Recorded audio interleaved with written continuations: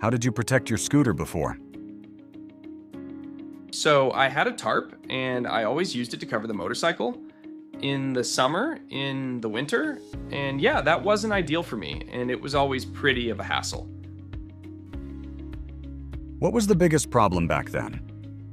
The biggest problem was actually finding a cover that was reasonably good and not too expensive, and it was just always a hassle.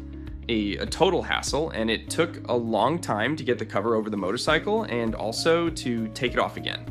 And of course, if the motorcycle was too hot, I couldn't use the cover right away either. How did you first hear about BIKEHOME? Yeah, because it was always so difficult with the cover, we looked for an alternative. We searched online and discovered the BIKEHOME there. We were actually immediately impressed by what we saw there. And, well, we didn't know about the value for money or performance yet, of course, but the price was okay. Just what we'd imagined. How long have you had the BIKEHOME? We've had the BIKEHOME for 3 years now. It was delivered quickly, and setting it up wasn't a big deal. And yes, we've been totally thrilled with it ever since. What do you like most about the BIKEHOME? What impresses us most is that it's very sturdy, makes a great impression, and was easy to assemble.